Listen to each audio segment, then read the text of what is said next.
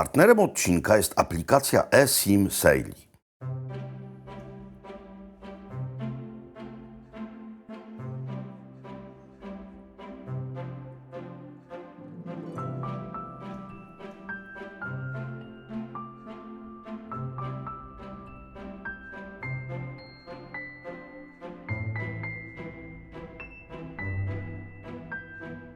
Wyruszyliśmy z miasta Chłe, zatem dzień dobry Państwu. Przy okazji, skoro mowa o Chłe, to gorąco polecam poprzedni odcinek. Wspaniałe miasto, mnóstwo historii, mnóstwo kulinariów. No ale teraz piszemy nowy rozdział naszej wietnamskiej eskapady.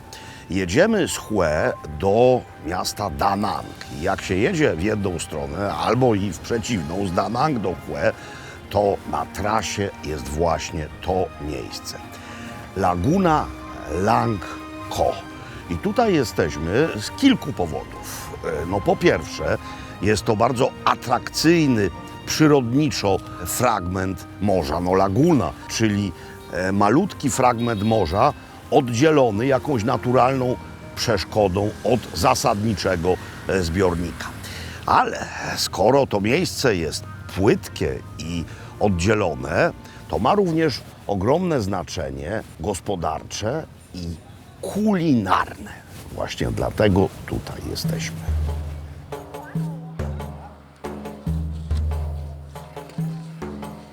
Stąpam po ogromnej ilości ostrygowych skorów, bowiem to właśnie hodowla ostryg jest jedną ze specjalności laguny. Tam mamy ostrygowe farmy.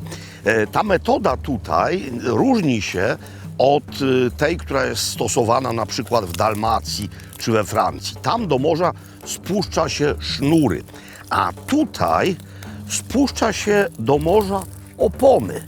Najlepiej skuterowe, takie niewielkie, albo też rowerowe. I ostrygi do owej gumy w morzu przyrastają, potem się to wyciąga.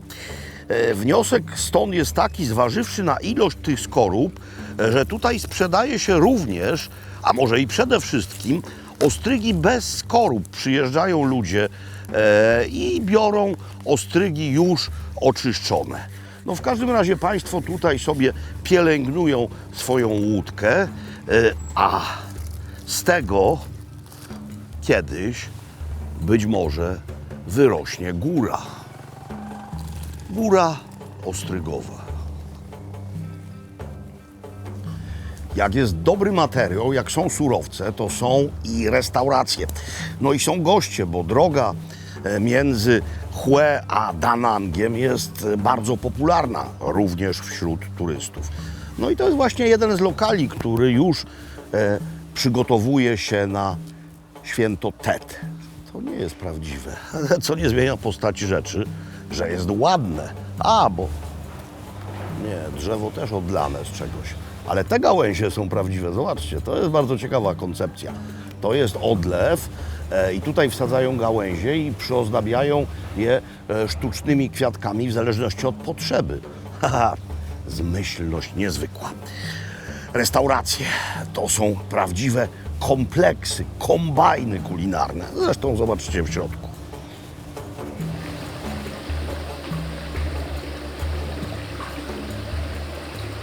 Akwaria w wielkiej liczbie z napowietrzaną na bieżąco wodą, a w niej najlepsze, najświeższe, czyli żywe jeszcze składniki. Czego tu nie ma? Mięczaki, skorupiaki, ryby, cuda prawdziwe. Są langusty, są węgorze, na przykład tutaj. Są kraby, te akurat nie w wodzie, przewiązane. Jednego kraba zamówiłem, ale mamy tutaj znacznie więcej rzeczy. No spójrzcie na to cudo. Wspaniałe piękno żeńszeniowego korzenia. Tutaj akurat nie ma kranika, ale jak pójdziemy kawałek dalej, to zobaczymy przeróżne nalewy służące nie tylko smakowi, ale również zdrowotności. No, w dalszym ciągu żeńszenie, ale spójrzcie tu. Tu mamy nalew na koniki morskie. Nie wiem, na co są dobre koniki morskie, ale najwyraźniej na coś są. Tutaj małże abalon, czyli znacznie droższe niż ostrygi. Jest również kranik, więc ktoś to zamawia, ktoś to pije. Przebóg, co jest tutaj, nie mam bladego pojęcia, to wiem. To są rozgwiazdy po prostu. To również czemuś ma służyć. Dalej mniej tajemnicze składniki, przynajmniej niektóre. No bo mamy na miejscu wyrabiane sosy rybne, mamy pasty krewetkowe, mamy mnóstwo rzeczy, które służą nie tylko konsumpcji tutaj, lecz również są do wzięcia ze sobą. Tak czy inaczej, za chwilę zasiądziemy i zobaczymy, co nam zrobią z tym, co pokazaliśmy palcem w akwariach. To, co mam przed sobą, wygląda niezwykle godnie, by nie rzec spektakularnie.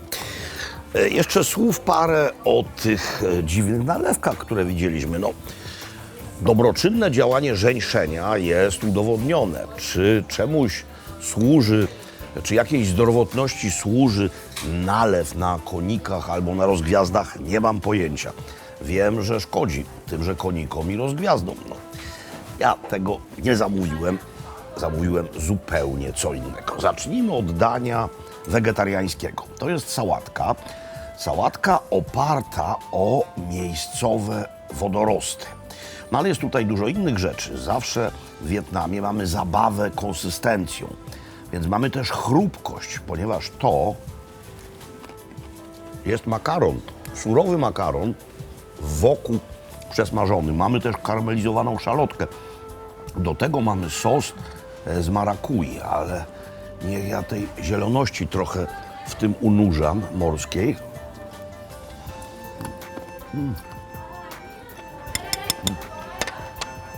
Sos marakujowy jest lekko słodki, lekko kwaśny i pikantny. Bardzo dobra rzecz.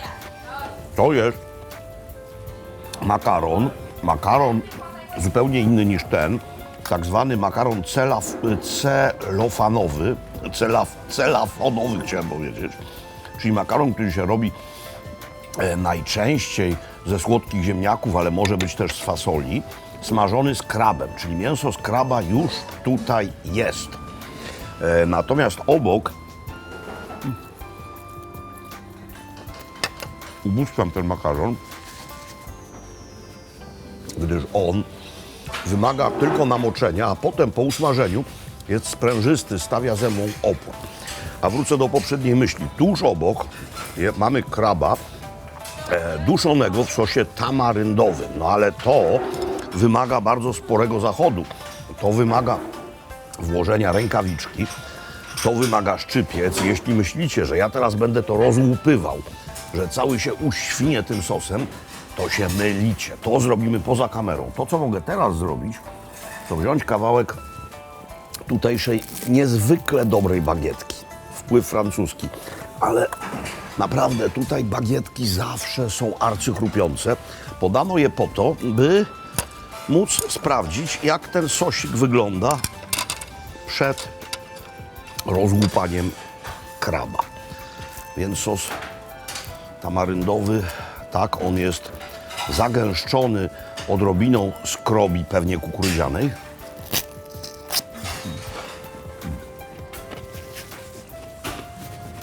Jak to tamaryndowiec, kwaśny, ale też trochę słodki. Super. Baby kalmarki, czyli małe kalmary razem z jarzynami smażone i z sosem rybnym. Uszknę nieco, głównie pióropusz wezmę na razie, żeby móc do Was mówić dalej. Chrupiące, miękkie, świetne. Ostrygi smażone, razem, w zasadzie grillowane, tak, razem z orzeszkami ziemnymi, razem z szalotką, razem z szczypiorem, razem z chili. Tutaj bardzo często ostrygi to nie jest rzecz jedzona na surowo z odrobiną cytryny, lecz właśnie tak przygotowywana. Zresztą do zup się dodaje bardzo często tylko mięsko ostryg, stąd te góry muszli, no bo kupują samo mięso. Świetne. Ten sos w środku jest wyborny. Co mi jeszcze zostało do spróbowania? Tylko jedna rzecz. Sajgonki. Mianowicie sajgonki, które są zrobione z wieprzowiną w środku i z mięsem z owoców morza. Sos, słodki chili i majonez. Jakby jeszcze panko na wierzchu.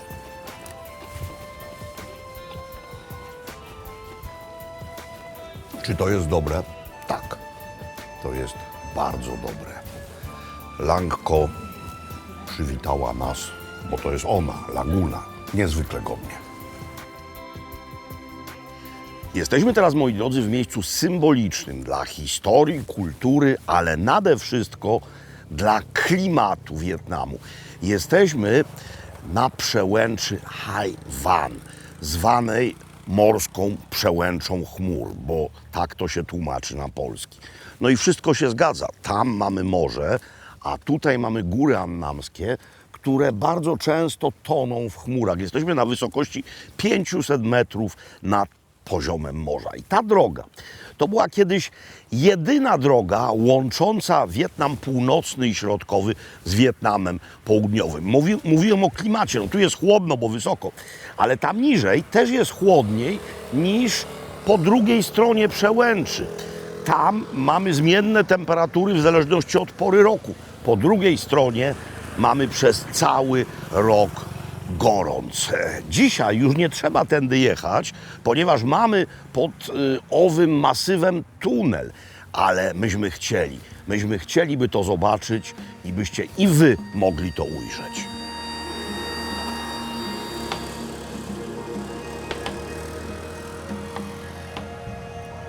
Jesteśmy dokładnie na szczycie przełęczy. Mówiłem o pewnego rodzaju granicach umownych, ale do XVI wieku była to granica rzeczywista między dwoma tutejszymi królestwami. Między królestwem Dai Viet na północy i królestwem Champa na południu. W końcu Champa zostało wchłonięte przez Dai Viet. Więc mamy tutaj różnego rodzaju ważne budowle. Bramę z XIX wieku, z czasów cesarstwa Nguyen, ale mamy również bunkry, całkiem świeże, różne, bo niektóre są z czasów I wojny indochińskiej, z czasów francuskiego protektoratu, a niektóre są już datowane na czas obecności Amerykanów tutaj i II wojnę wietnamską. Tutaj rzeczywiście jest znacznie chłodniej, ale tam niżej już majaczy słońce. Tam niżej wkraczamy w inny klimat. Droga przez przełęcz stała się niezwykle popularna wśród skuterowców i motocyklistów niemal z całego świata. Przyjeżdżają tutaj, by przejechać przez ową przełęcz, a to wszystko za sprawą programu Top Gear. Rok 2008 i edycja Vietnam Special. Jechali tędy, zdaje się, na skuterach panowie z Top Geara, a Clarkson powiedział nawet, że właśnie ta droga jest jedną z najatrakcyjniejszych dróg dla jednośladów na całym świecie. Nic więc dziwnego, że już w Hue można wynająć skuter z kierowcą albo bez. Można kupić również różne wspaniałe akcesoria skuterowe i ja takowe nabyłem.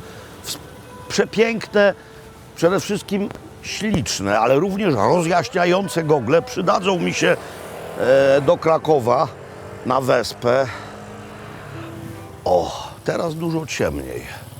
Jednak optymizmu można nabrać również przy pomocy właściwych szkieł. Jaśniej będzie tam na dole, z pewnością. Choć może nie dzisiaj, bo zaraz będzie zmierzchać. Kącik partnerski. Partnerem dzisiejszego odcinka jest aplikacja eSIM Saily, która doskonale sprawdza się w podróży. Instalując aplikację eSIM Saily w swoim telefonie, uzyskujecie dostęp do internetu w 190 krajach i terytoriach na całym świecie. Odpowiedni dla siebie pakiet danych możecie wykupić jeszcze przed podróżą, by zaraz po wylądowaniu mieć dostęp do internetu i nie martwić się o roaming, czy też szukać miejscowej budki z kartami SIM. Saily ma wbudowane zabezpieczenia, na przykład takie jak wirtualna lokalizacja, czy też blokada reklam. To doskonałe, globalne rozwiązanie, używaliśmy go podczas naszych podróży na wielu kontynentach. Zawsze świetnie się sprawdzała i teraz używamy eSIM Saily właśnie tutaj w Wietnamie. Z kodem Maklowicz otrzymacie 15% zniżki na dowolny pakiet danych. Szczegóły w opisie filmu. Koniec kącika partnerskiego.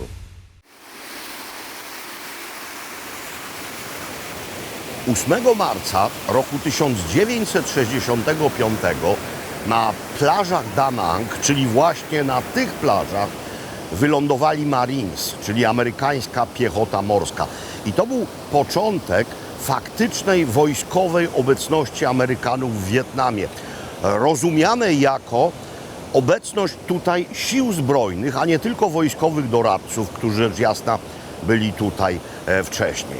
W czasie całego konfliktu to właśnie w Da Nang była główna baza zarówno amerykańskiej piechoty morskiej, amerykańskiej marynarki, jak i amerykańskiego lotnictwa. I właśnie powód, dla którego Amerykanie wybrali to miejsce, jest tym samym powodem, dla którego dzisiaj to miejsce na swój cel podróży do Wietnamu wybierają miliony turystów. No bo chodzi o to samo. Chodzi o wspaniałe położenie, chodzi o cudowne, piaszczyste plaże, chodzi o morze. Da Nang będziemy się dzisiaj starali jak najwięcej z tego fascynującego miasta pokazać. Jedną z tutejszych specjalności jest danie o nazwie Mi Quan. Mi to makaron, w tym wypadku ryżowe wstążki, a Quan to nazwa prowincji, w której jesteśmy. No, jak to określić? To nie jest zupa. Zobaczcie, tutaj tego wywaru jest maluteńko. To jest bulion wołowy, ale jest go naprawdę niewiele, więc raczej bym to określił mianem sałatki. Makaron jest na ciepło, mamy jajko na twardo i w końcu mamy mięso. To mogą być krewetki, to może być wieprzowina, to może być wołowina. W tym wypadku jest to wołowina. No i co teraz? Teraz mamy, jak zawsze w tutejszej kuchni, dodatki, które czynią danie gotowym do jedzenia. Zatem trzeba je trochę zakwasić, no i trzeba je doostrzyć. Jest kilka rzeczy do doostrzenia, są też rzeczy do dosolenia. To na przykład jest sos rybny razem z jarzynami, z szalotką, z marchewką, żeby było więcej smaku, troszeczkę sosu rybnego, ale bardzo ważną kombinacją jest miejscowa pasta z chili, która jest ostra, ale również nieco słodka, ma inną konsystencję niż na północy Wietnamu. Tam ona była znacznie gęstsza. Tutaj mamy jeszcze chili, które spoczywa w sosie rybnym. No i teraz tak, dodaje się kiełki, dodaje się sałatę i to wszystko się miesza. Co jest bardzo ważne, mianowicie, zaraz jak się tam wgłębię, to i wy to dostrzeżecie, kurkuma, widzicie? Jakie to jest żółtawe. O. I trzeba to wszystko bardzo dokładnie wymieszać. I jeśli się nie ma śliniaczka, uważać bardzo, bo kurkuma straszliwie barwi. No i zjeść.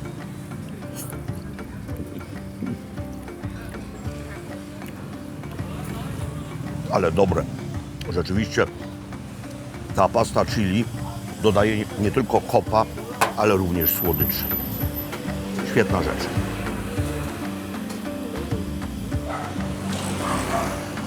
Osobną kategorią turystów tutaj są tak zwani cyfrowi nomadzi.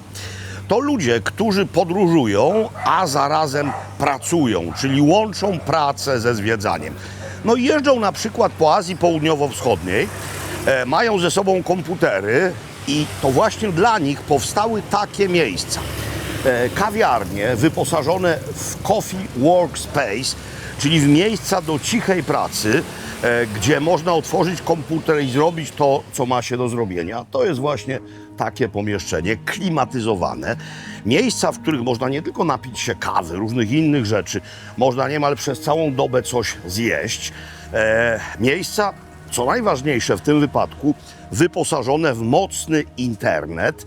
No i osobna kategoria turystów i ich oczekiwania stworzyły osobną kategorię lokali, takich kawiarń właśnie dla nich jest tutaj bez liku. Menu kawowe jest ogromne. Thank you. Samej wietnamskiej kawy jest mnóstwo pozycji kawy wietnamskiej, zrobionej w stylu wietnamskim i myślę, że tym powinienem się zająć jeszcze bardziej szczegółowo. Teraz pokażę Wam tylko jeden jej rodzaj, który nam wydaje się bardzo egzotyczny, bo jest to mianowicie kawa solona. Wymyślono ją w nieodległym Hue. Na czym to polega? Mamy świeżo parzoną kawę z lodem, mamy piankę ubitą z śmietanki oraz mleka skondensowanego i to wszystko jest posolone, ale zarazem bardzo słodkie, ponieważ mleko skondensowane jest słodkie. No i to wszystko tworzy jakże modne dzisiaj połączenie słodko-słone. Będę musiał tę buzię uśmiechniętą, zrobimy tak, zdekomponować tylko nieco.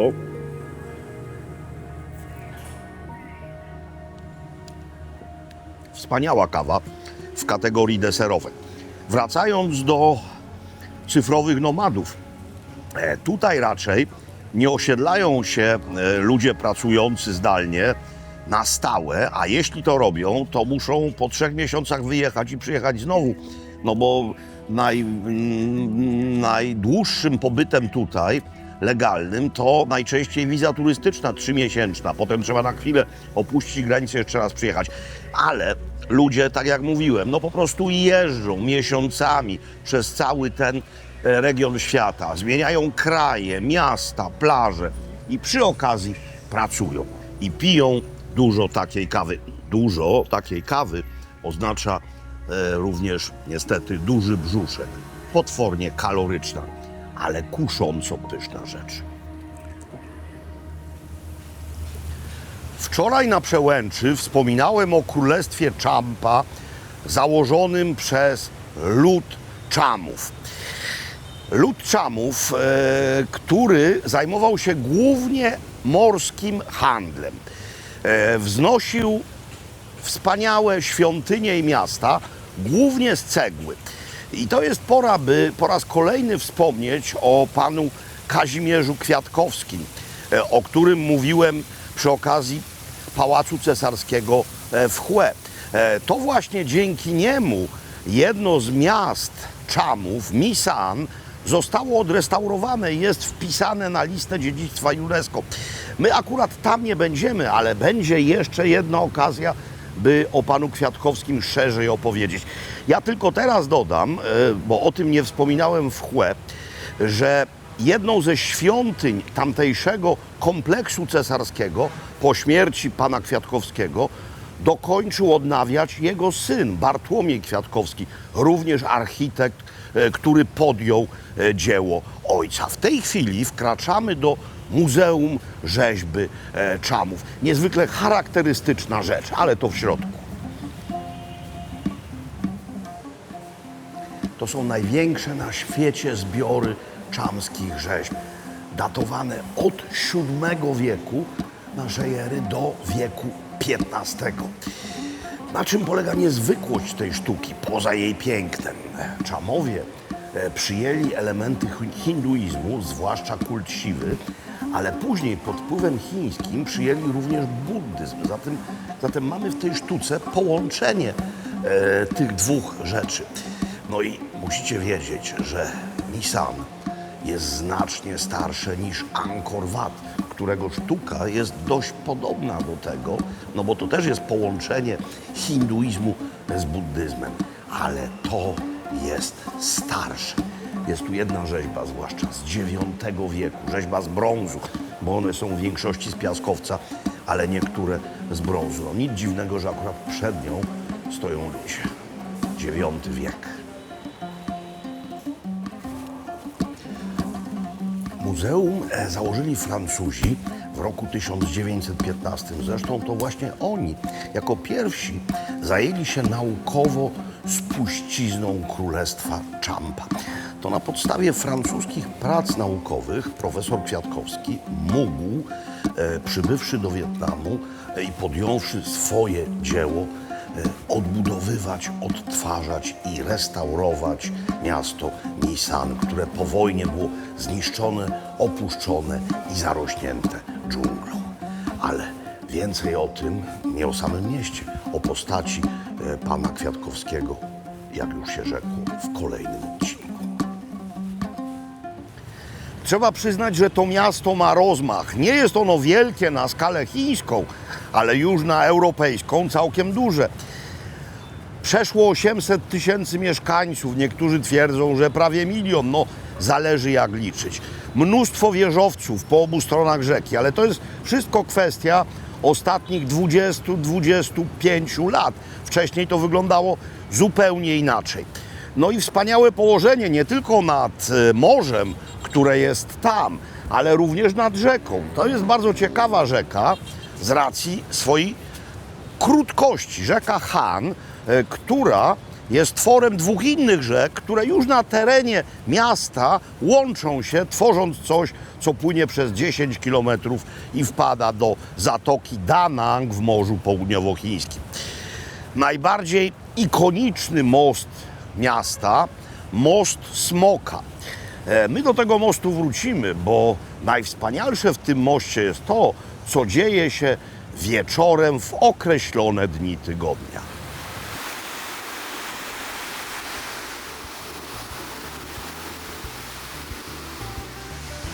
Różne fragmenty owej niezwykle długiej i naprawdę pięknej danangowej plaży mają różne przeznaczenia. Wcześniej byliśmy w miejscu spacerowym, a teraz, jak i wy możecie dostrzec, jesteśmy w miejscu kąpielowo-surferskim. No i w miejscu kawiarniano-plażowo-klubowym. Można tutaj usiąść, można coś zjeść, można czegoś się napić. Na przykład piwa. Żeby się nie rozdrabniać, zamówiłem wieżę. Nie tylko dla mnie. Wspaniała kompozycja. W środku mamy chłodzący pojemnik z lodem, mamy kufle wyjęte z zamrażarki, no i człowiek to samemu napełnia. I teraz od tego, kto sobie to napełnia, zależy, czy chcemy mieć to w stylu czeskim, z dużą pianą, czy też nie. Ja lubię, jak jest trochę piany. No i to jest właściwie moja porcja.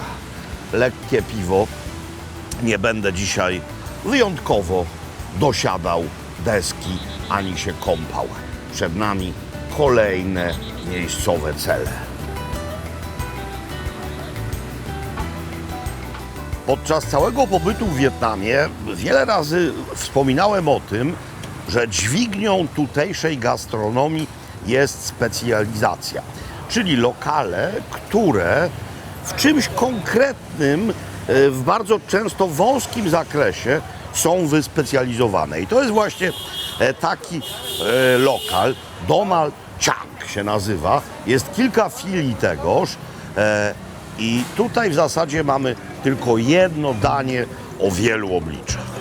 Żeby wszystko było jasne, to nie jest miejsce, w którym spożywa się surową zieleninę. To są tylko dodatki. Dodatki, które samemu się wybiera właśnie w ten sposób. No i przyjrzyjmy im się.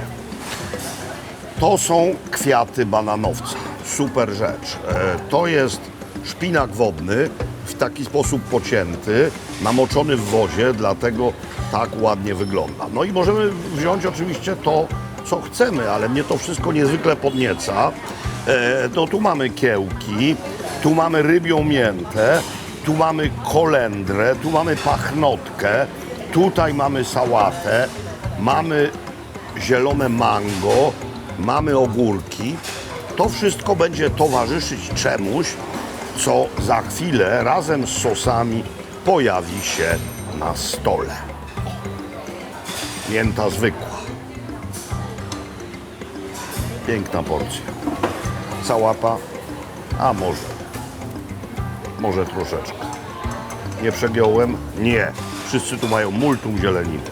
Odkładam. Idę. W wietnamskich restauracjach w Polsce mamy tak zwane fresh rollsy, czyli rolki niesmażone, lecz zawijane w papier ryżowy. W Wietnamie też takowe są oczywiście, bo to z Wietnamu pochodzi, ale w przeróżnych wersjach w zależności od miejsca. My tutaj w Da Nangu mamy coś, co nazywa się Beng Quan. I to jest kombinacja dwóch rodzajów ryżowego ciasta. Świeży papier ryżowy, nie wymagający namaczania i fragmenty płaty ciasta ryżowego gotowanego. I teraz trzeba jedno z drugim połączyć. Trzeba to tak właśnie zrobić i oderwać. Jedno do drugiego się przyklei. I co teraz? I teraz to wszystko się nadziewa. Najpierw kładzie się na to zieleninę i jarzyny, które chcemy, następnie kawałki mięsa. Mamy różne mięsa. Tutaj mamy gotowany boczek, tutaj mamy boczek pieczony, a tu mamy grubsze plastry pieczonego boczku, tak ponacinane z chrupiącą skórką. Mamy też wieprzowinę. Bardzo istotne są sosy. Podaje się to albo z sosem rybnym, który jest wzbogacany chili, albo też z tutejszym sosem, bardzo specyficznym, ze sfermentowanej ryby. Ale do środka można jeszcze użyć owej charakterystycznej dla Da Nangu pikantnej, a zarazem słodkawej pasty chili. No i trzeba to, jak ktoś chce, dokwasić limetkami, sokiem z limetek. Ja zrobię to w ten sposób. Nie będę Was już nużył zwijaniem tegoż, ale pamiętajcie, najpierw zielenina, a potem mięso. Za chwilę zobaczycie gotową kombinację. Nie jestem być może mistrzem zwijania, ale dzięki temu mam jakże konkretną rolkę. Dałem do środka ów pieczony boczuś, dodałem tej pasty pikantno-słodkiej z chili, dodałem kwiatów bananowca sporo pociętych, bo strasznie to lubię. No i ten sos. I teraz co robimy? Teraz, moi drodzy, już tylko tym się cieszymy.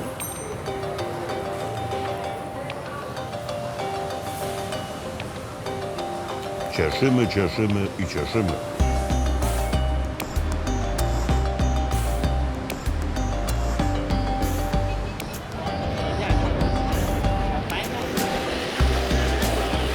Cóż to za niezwykłe zgromadzenie ludzkie.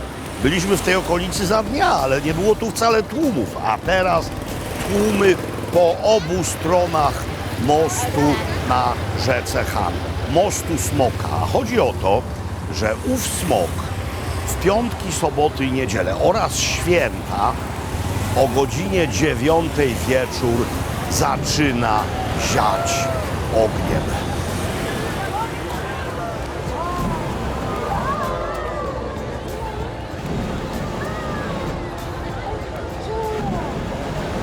To był, moi drodzy, niezwykle intensywny dzień, również kulinarnie. Zatem na koniec coś, co pozwoli wymaścić brzuszek i dobrze śnić. Dwie rzeczy, obie bardzo lekkie. Jedna z nich to zupa. Zupa słodko-kwaśna na bazie małży sercówek. Gotuje się wywar z małży, następnie obiera te małże ze skorupek. Wywar jest podstawą zupy, no i mamy tutaj te ugotowane małże. Ale do tego mamy różne inne rzeczy. No na przykład mamy ananasa, mamy kawałki pomidorów, mamy trawkę cytrynową. To jest rzecz bez makaronu. Takie rzeczy, które są nieco makaronu podobne tutaj, to są kiełki, które w tym pływają. O, widzicie, to nie jest makaron, to są kiełki. A druga rzecz to sałatka, której najważniejszym elementem poza zielonym mango są te oto frakcje, czyli kwiaty bananowca. Orzeszki, rzecz słodko-kwaśno-pikantna. Ale ta zupa jest zachwycająca i całkowicie dietetyczna. Oczywiście można to jeść łyżką, ale można to też po prostu robić tak. Świeży miejscowy ananasik.